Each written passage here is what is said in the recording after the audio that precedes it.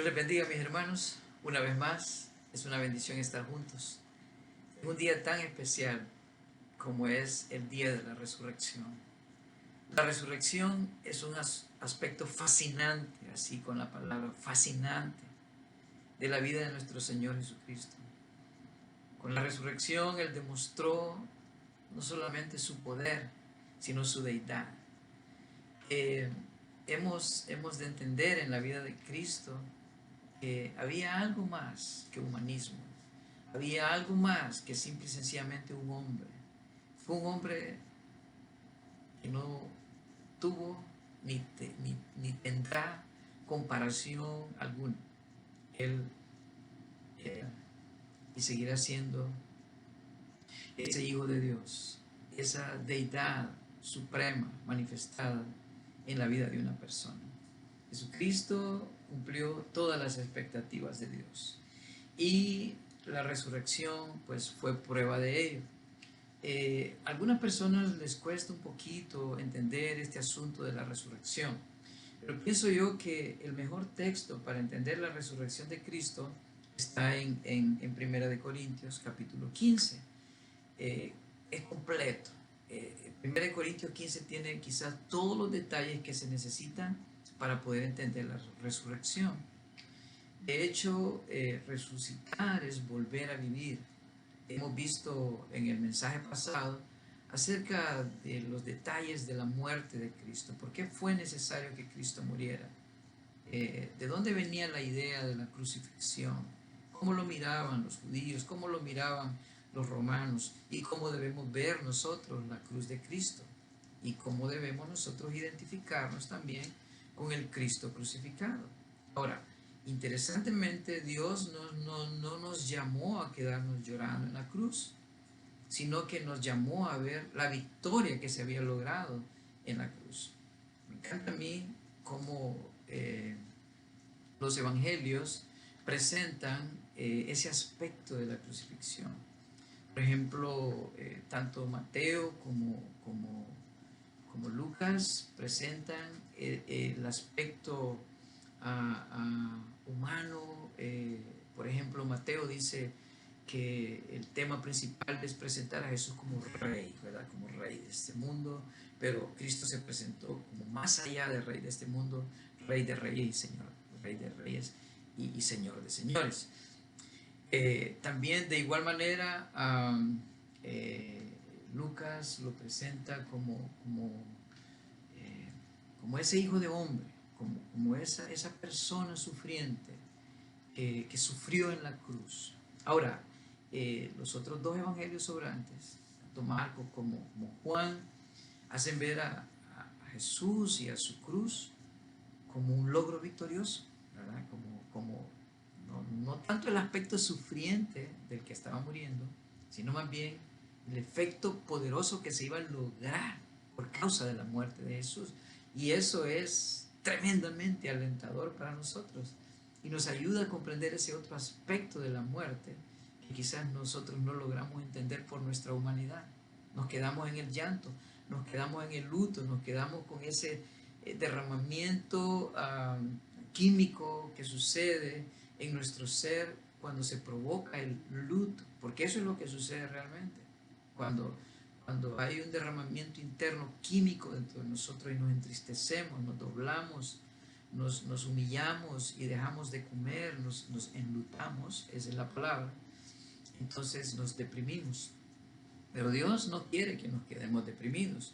Dios quiere que nos levantemos victoriosos y que nos identifiquemos con ese Jesús que murió. Sí, murió, pero con propósito, para vivir una nueva vida en Cristo Jesús.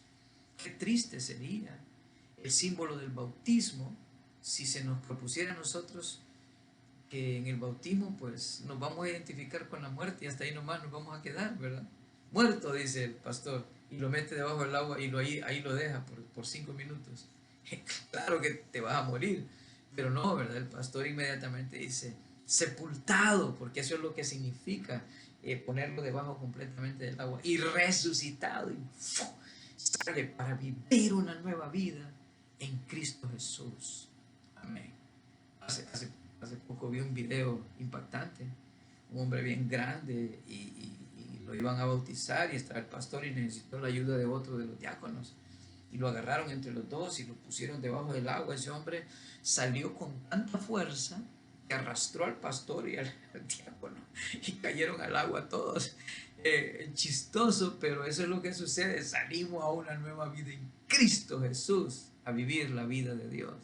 Las cosas viejas pasaron y aquí todas son hechas nuevas.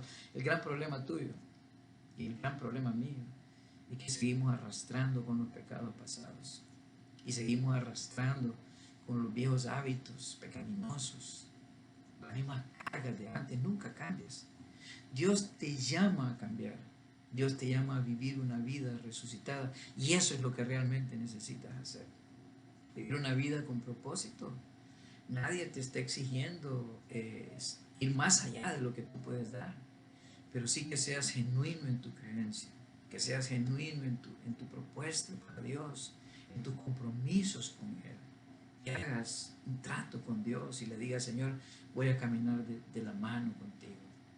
Que seas auténtico y que no practiques la hipocresía que practicaron los fariseos, los saduceos, los herodianos de aquel tiempo, que simple y sencillamente se conformaban con ser religiosos y hasta ahí nomás, hasta ahí nomás. Ahora, entendiendo la resurrección, vamos a entender cómo vivir de esa manera. Entrémosle al tema. Primeros dos versículos de 1 Corintios 15 dice así: además os declaro, hermanos, el evangelio que os he predicado, el cual también recibisteis, en el cual también perseveráis, por el cual asimismo, si retenéis la palabra que os he predicado, sois salvos. Si no, creísteis en vano. ¡Wow! ¡Qué tremendo! Hay una teología profunda en estos dos primeros versículos. Pero ¿qué es lo primero que nosotros entendemos en esos dos versículos? Sencillo: el mensaje de la resurrección. Agárralo, el mensaje de la resurrección. ¿Cuál es ese mensaje de la resurrección? Pues el mensaje de la resurrección no puede ser otro más que el evangelio. Ese evangelio que declara a Jesús muerto, que declara a Jesús sepultado como propósito de Dios, pero que declara a Jesús también resucitado como victorioso en el poder de Dios. Él dijo un día que iba a resucitar al tercer día, y cumplió al pie de la letra y a cabalidad esa propuesta para la humanidad. Además, os declaro, hermanos, ¿qué cosa? El evangelio que os he predicado. El evangelio es eso, hermanos, algo sencillo, práctico. La predicación de Juan el Bautista era: arrepentíos, porque el reino de los cielos se ha acercado. La propuesta del evangelio es arrepentimiento, a identificarnos con el Jesús que murió en la cruz del Calvario para perdonarnos, para limpiarnos. Porque cuando Él se presentó para ser bautizado por Juan, Juan declaró de Él y dijo: he aquí el Cordero de Dios que quita los pecados del mundo. Y Él se negó a querer bautizar a Jesús porque Él bautizaba para arrepentimiento.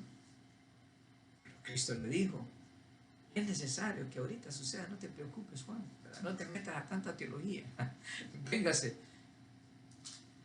voy a permitir que me bautices para que se cumpla toda justicia, porque era necesario que Juan bautizara al Señor Jesucristo. Y en aquel bautismo se oyó la maravillosa voz de Dios desde el cielo que decía: he aquí mi Hijo amado, en Él tengo complacencia. La complacencia completa de Dios estaba en el Señor Jesucristo, y Él estaba cumpliendo perfectamente el plan eterno que ya estaba determinado. Además os declaro, hermanos, el evangelio que os he predicado. Ese mismo evangelio tenemos que seguir predicando nosotros. No aquel evangelio de la prosperidad, no aquel evangelio social, no aquel evangelio que propone guerras y que propone cambios drásticos políticos y económicos, no aquel evangelio de conformismo, o aún, ¿verdad?, el evangelio sociológico o psicológico aún, porque algunos hasta en eso andan predicando un evangelio muy psicológico hoy, hasta psicodélico. eh, sino el Evangelio sencillo, práctico y bendecido por Dios. Que somos pecadores, que necesitamos a un Dios que requiere de fe para que nosotros podamos acercarnos a Él. Nos podamos acercar por medio de una persona, la persona del Señor Jesucristo. Y que entendiendo que Jesucristo es el único que puede obrar la salvación, hemos de recibirle a Él en nuestro corazón por la fe y entregarnos a una forma de creencia, a una fe, a un conjunto de doctrinas que están reveladas aquí en su santa palabra. Lo que creyeron los apóstoles, eso es lo que hemos de creer nosotros. ¿Y qué creían los apóstoles?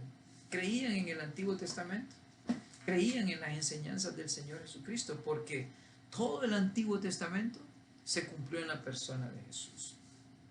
Nadie puede verlo de otra manera. Los judíos hasta el día de hoy no lo han comprendido. Ellos siguen esperando al Mesías, siguen esperando a una persona que los va a venir a redimir, cuando ya a los suyos vino. Esos suyos no le recibieron, pero a todos los que le recibieron, a los que creen en su nombre, que puede ser tú y puedo ser yo, les dio la potestad de ser hechos hijos de Dios. Eso es el Evangelio, un mensaje, una propuesta para la humanidad. Y esa propuesta es sencilla y es práctica. Este evangelio que os he predicado, el cual también, ese evangelio tiene que ser recibido, recibisteis. Ese recibimiento es parte de la invitación de Dios para el hombre, porque Dios no te va a forzar, Dios no va a venir y decir, bueno, aquí te abro un hoyo en la cabeza y aquí te meto el mensaje y ahí te mando como un robot a hacer mi voluntad. No, desde el principio no fue así. Él no lo hizo con Adán y Eva. Él les dio a ellos libertad en su albedrío de decidir entre el bien y el mal. Es exactamente lo que Dios hace ahora. Te ofrece el Evangelio. Allá tú si lo tomas o lo dejas. Pero el hombre simple y sencillamente va a ser condenado por rechazar el mensaje, por rechazar la invitación de Dios, por no entregarse por la fe al Señor Jesucristo como su Salvador personal. Rechazar la gracia, rechazar la invitación amorosa de Dios para que dejes aquella vida sin propósito y entres a una vida con propósito para tu Señor, el cual también recibisteis, en el cual también perseveráis. Sinceramente, esta palabra le ha dado bastante tropiezo a los cristianos, especialmente a aquellos que se vuelven necios en tanto estudio y no entienden que la perseverancia simple y sencillamente es la constancia. El que cree permanentemente va a tener su creencia como algo genuino para su corazón y su vida. El que cambia, aunque caiga, va a caer en las manos del Señor y se va a levantar y va a seguir en la presencia del Señor. Recordemos y no olvidemos que Dios tiene una relación de padre e hijo con nosotros. Así es que, ¿para qué perdernos en cuanto a la idea de que si se pierde o no la salvación? La verdad es que la salvación siempre ha sido segura, porque siempre ha sido por gracia, porque por gracia sois salvos por medio de la fe, y esto no de vosotros, pues es don de Dios, no por obras, para que nadie se gloríe. El gran problema de las obras para satisfacer a Dios es que eres tú el que lleva el crédito y no Jesús. Es Jesús el que tiene que llevar el crédito. Es a Jesús a quien tiene que depositarle tus cargas para que Él sea el que te perdone, te ayude y te bendiga. Por lo cual, dice el versículo 2, asimismo, si retenéis la palabra que os he predicado, sois salvos. El Evangelio salva, el mensaje salva, porque representa a la persona que salva. Esa persona es el Señor y Salvador Jesucristo, si no creísteis en vano. No es cierto aquello de que hay muchos caminos para llegar al cielo. No es cierto aquello que hay muchas oportunidades de salvación. Cristo dijo de sí mismo, yo soy el camino, la verdad y la vida. Nadie viene al Padre si no es por mí. El Señor Jesucristo nos dejó perfectamente trazada la senda, nos dejó perfectamente trazado el camino y nadie se puede perder de ese mapa que el Señor ya nos dejó establecido. En la cruz de Cristo Jesús encontramos nosotros la conducción hasta el cielo. Encontramos nosotros precisamente a ese punto alto hacia donde hemos de ver, puesto los ojos en Jesús, el autor y consumador de la fe, quien por el gozo puesto delante de él sufrió la cruz menospreciando el oprobio y se sentó a la diestra del trono de Dios en las alturas. Así que tenemos entonces el primer detalle de la resurrección. Sí, la primera cosa que hemos de entender es el mensaje de la resurrección.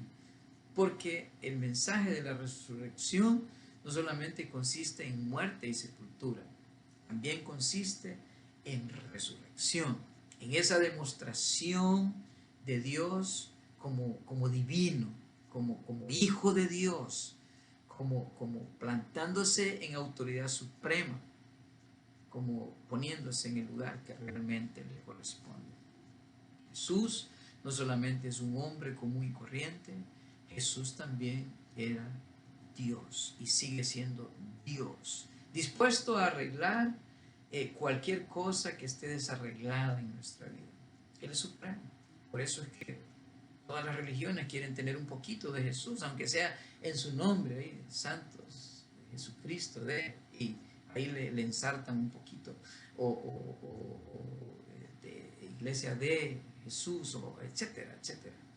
Todos quieren tener un poco.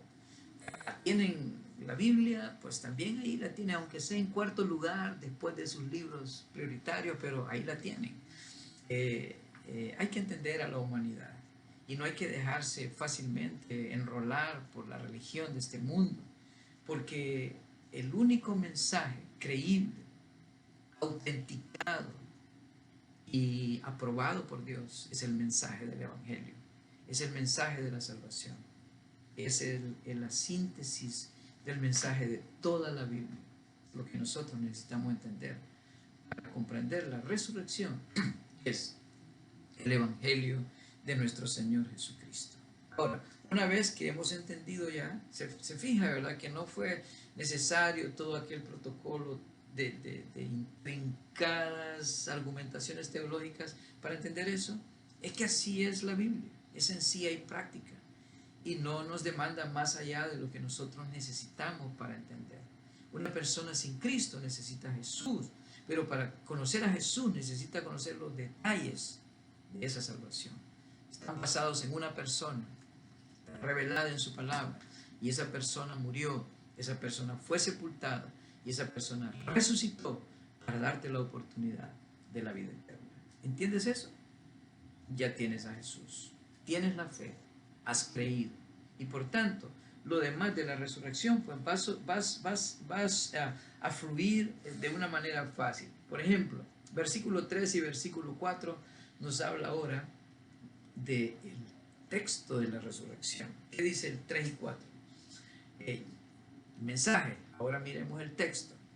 3 y 4. Porque primeramente os he enseñado y asimismo recibí que Cristo Jesús murió por nuestros pecados conforme a qué? A las Escrituras. Las Escrituras. ¿Okay? Y que fue sepultado y que resucitó al tercer día conforme a qué? Vuelve a repetir. Cuando Dios repite algo es porque quiere que lo entiendas y lo afirmes conforme a las Escrituras. El texto de la resurrección son las Escrituras. ¿Quieres entender la resurrección? Pues vaya a las Escrituras. ¿Okay? Piénsalo. ¿Crees tú que el Antiguo Testamento habló definitivamente de la resurrección?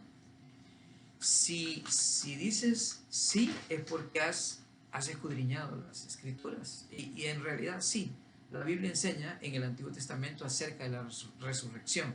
Quiero retarte, lee estos versículos. Segundo libro de Reyes, capítulo 13, versículo 20 al 21. Y Ezequiel, capítulo 37, versículo 1 al 14. Y no son todos, hay más. Daniel habla de la resurrección Y en otras partes de la Escritura, como en los Salmos, también se induce acerca de la resurrección.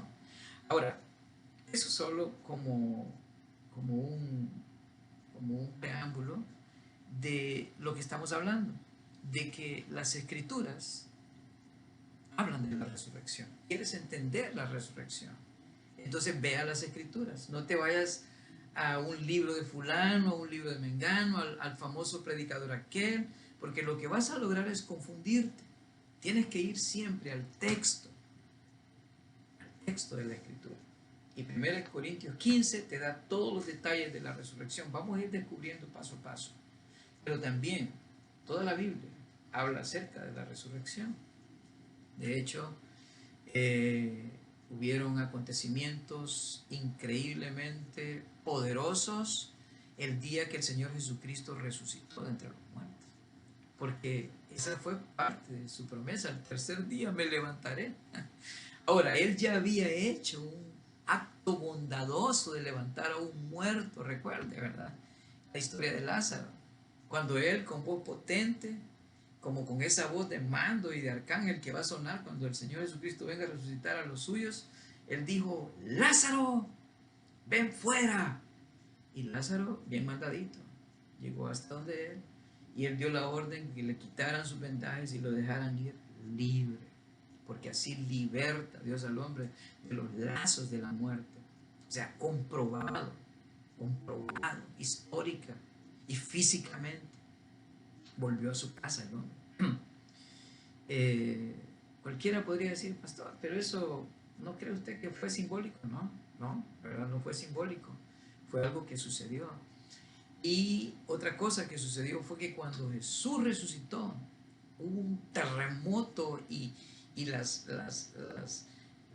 tumbas se abrían y los muertos salían de las tumbas.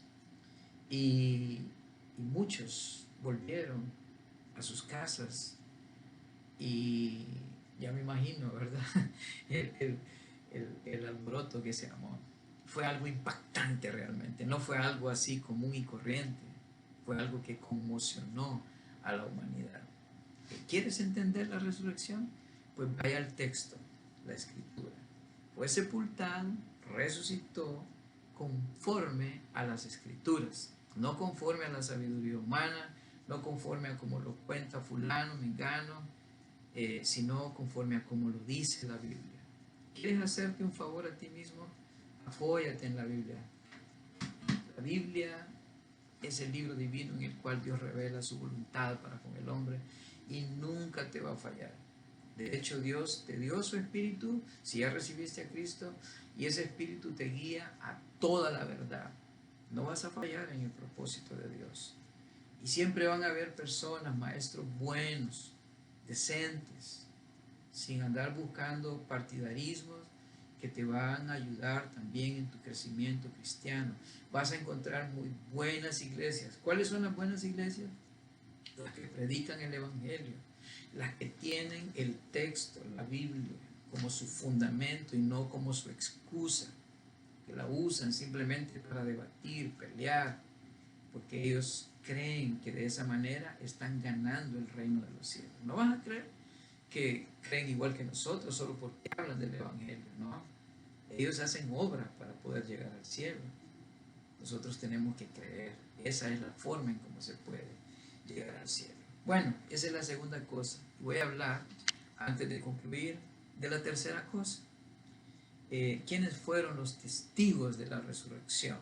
Vamos a 1 Corintios 15, del versículo 5 al versículo 11. Dice así. Y que apareció, dice, a Cefas y después a los 12. Después apareció a más de 500 hermanos a la vez, de los cuales muchos viven aún y otros ya duermen, o sea, ya se murieron. Después apareció a Jacob, después a todos los apóstoles. Todos esos son testigos de la resurrección. Si los llevaran a un juzgado hoy, dirían lo mismo. Sí, nosotros vimos al Señor resucitado. Y al último de todos, ¿quién creen ustedes que está hablando aquí? ¿Quién escribió 1 Corintios? El apóstol Pablo. De los cuales muchos tenían dudas de que si era o no era apóstol si era o no era siervo de Dios, y él tuvo que defender de muchas maneras su apostolado. Él dice, y como al último de todos, como un abortivo, alguien indeseado, me apareció a mí. ¿Recuerdan ustedes cuando le apareció al apóstol Pablo, el Señor Jesucristo? Cuando iba camino a Damasco. Él le preguntó y le dijo, Saulo, Saulo, porque así se llamaba él en su vida pasada, ¿por qué me persigues? Y la respuesta de él es, Señor, ¿qué quieres que yo haga? Porque era un devoto servidor.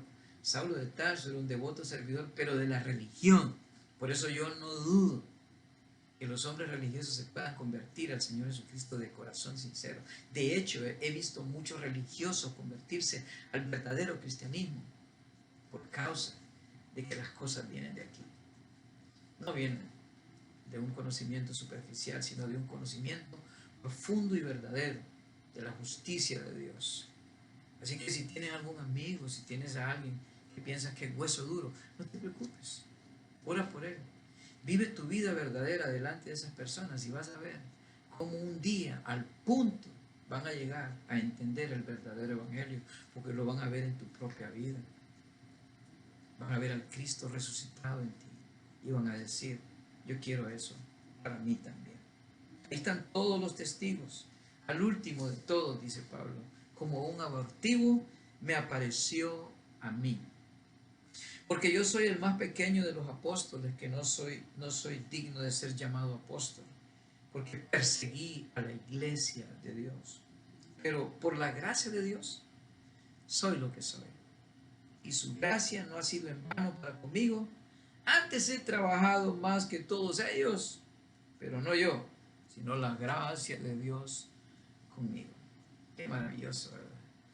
Ha de haber sido estar con el apóstol Pablo, platicar con él, oír su sabiduría, sus consejos, sus experiencias.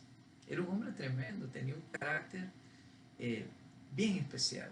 Era un hombre recto. Me imagino que no era tan tratable en su persona, tan amable como era Jesucristo, pero tenía en su personalidad mucho que ofrecerle al ser humano. Fue un gran escritor, indudablemente. Al igual que también los apóstoles que escribieron los evangelios y los hermanos que participaron como escribas o acompañándoles a ellos en la gran tarea de escribir el texto, que es el texto que no es pretexto, sino que es la vida y la salud del ser humano. Eso es lo que realmente necesitamos. Ahora, los testigos de la resurrección, ¿en qué manera nos ayuda a nosotros? Los testigos de la resurrección nos ayudan a nosotros a entender de que no hay duda alguna de que el hecho fue histórico.